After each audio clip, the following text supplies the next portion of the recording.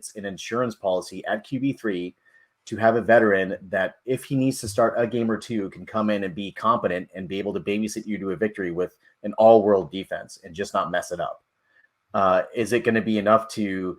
Would it have been enough to win you the championship game in Philly this past year? No, but I think that for a regular season game against a normal level opponent, I feel like, Sam Darnold can come in and win a couple games, right? We don't know what the actual timetable of Brock Purdy's surgery recovery is going to be. We've been given estimates right now, but we won't know until he actually starts throwing and how that's going.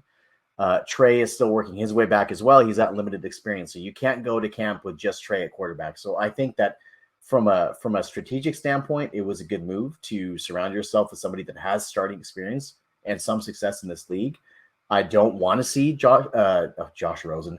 I'm thinking basically they got the two quarterbacks in that draft, right? I don't want to see Sam Darnold taking any meaningful snaps this year, but I don't mind the move at all. He's the third pick in the draft. He's got a lot of talent. We like what we see. We were interested in him. Let's bring him in and let's see in this offense what we could do. He doesn't have to chuck the ball down the field in this offense.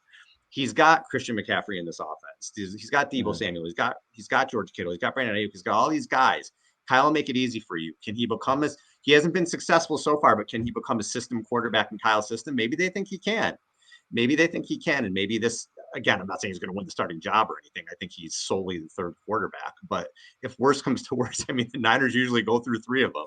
Maybe they think he can be something. So people are going to knock it again because now you hear Sam Darnold, you hear punchline, but I don't see it that way. I see it as somebody where you're like, okay, if anybody can salvage his career, it's Kyle and it's on this team. And if you're talking QB3 for $1 million for a year, hell yeah, bring him in and see what you have.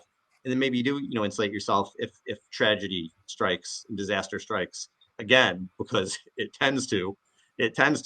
So why not give it a shot? So I thought it was a good signing. I thought it was, again, you're not going to get Jacoby Brissett to come in here as a QB3.